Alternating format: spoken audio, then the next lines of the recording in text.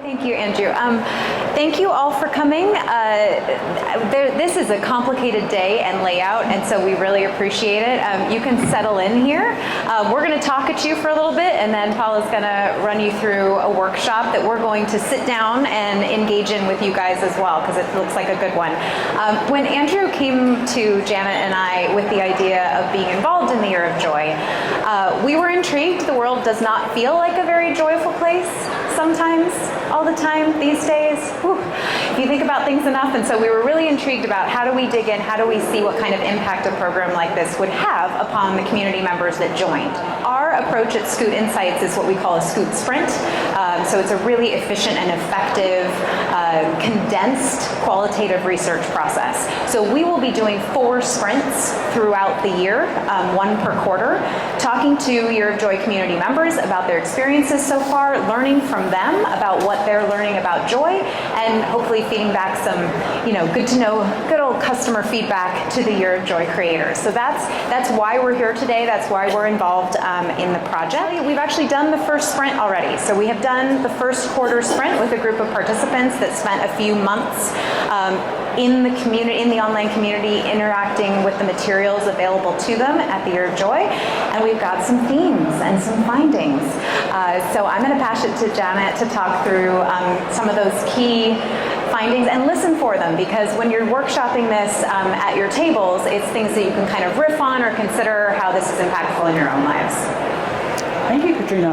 I hope everybody can hear. There's such a lot of noise going on, but also my shirt, very noisy. I'm taking a leaf out of Andrew's book because he always turns up to every meeting with some sort of loud, noisy shirt. And I'm like, that sort of brings me joy every time I see you. So what did we learn? Well, I think one of the big overview themes that we learned is that the Year of Joy, for the people that have really engaged with it, it's like a protective space that they can go to. It's like a bubble of joy. And they can go to this space sort of consciously and with intention to get a little slice of joy in their day. And people have literally embraced it as part of their sort of daily habit. Some people meditate for 10 minutes, but these people have also embraced this sort of 10 minutes to just say, I need more joy, and to purposefully seek it out by going to the community. So a lot of that is because the rest of their world is feeling pretty negative, and that's everything from their home life, where people talked about their teenagers and how challenging that can be. There's a lot of sort of negativity and challenges and feeling brought down by them. And then you go to work and you've got negative work colleagues who bring you down.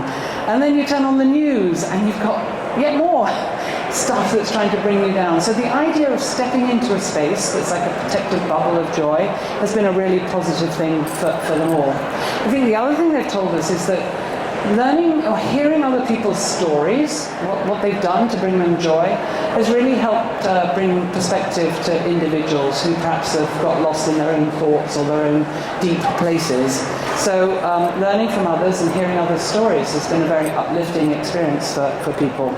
The sense that joy is a muscle and being happy, it really is a muscle that has to be sort of flexed and used and practiced. And so the Joy community, the Year of Joy community, has been a place where you can consciously do it. Think of it as your joy gym. There were 12 key themes that came through across all the people we spoke to about the things that bring people joy, and that's why I've got my prompt list, because I just can't remember all 12 of them off the top of my head. And I wish we had time that I could get you all to write down what you think those themes might be to see how close your list is to theirs. But let me just run you through them. The number one was nature's wonders. So when people feel the need to be uplifted, it's the trees, it's the birds chirping, it's spending time to stop and look at the clouds, it's the flowers and really looking at flowers, just different aspects of nature.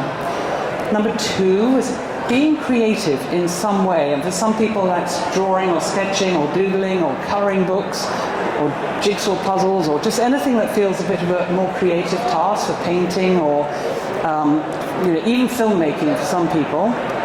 Moving, number three. When you're moving, you feel happier. Part of that is you don't have time to stop and think about feeling not so joyful.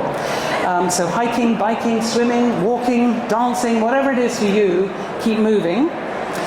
Purposeful relationship building. And that's with your kids, with your grandkids, with your partner, family members, friends, new acquaintances, actually seeking out new people. So these are all ideas and thoughts people had in the community, and then other people have picked up on them and tried them and employed them and found that they work.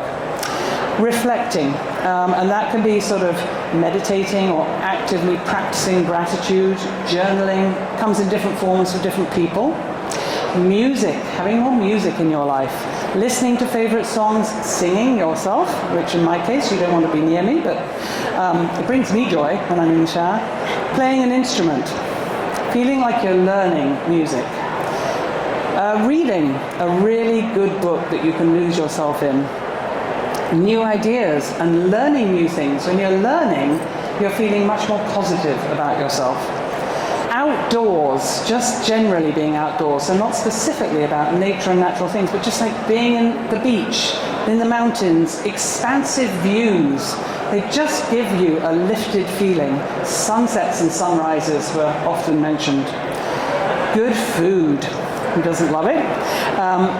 Both on your own and really appreciating what you're eating, but also with others. And just being brave about trying new flavors and new cuisines, and also cooking brings people a lot of joy. Some people, not me. Volunteering, giving back and helping others. You get that feedback loop that makes you feel good about yourself. Laughing, finding a way to make yourself laugh, whether that's going to a comedy show or improv or turning on TikTok and watching funny memes or going to Instagram and watching the feed. Just make things that make you laugh and make you feel good. And number 12, last but not least, time with your furry friends. So seek out your pets, whether it's your guinea pig or your cat or your dog, but time with yours or other people's furry friends bring people a lot of joy. It's a very quick summary of some of the key things we've learned about it. It's bringing people joy and having an impact on them to make them feel better. And while, sorry, we didn't invite your pets to come along today, and sadly, we don't even know what the sky and the outdoors looks like today. But what we can do to bring some of the joy principles that we've learned about into the room or tent is to talk about a theme that has come up a lot actually in a number of things that Janet mentioned, and kind of the reason that it's called the Year of Joy Community is the idea of community. That all the things that bring the participants joy do so even more when they're able to share and have that experience together and riff on each other's ideas and learn from each other. So that is the main component that we wanted to bring to you here today, to workshop that a little bit and get a little more joyful by forming a little community here. And with that, I'm going to turn it over to Paul.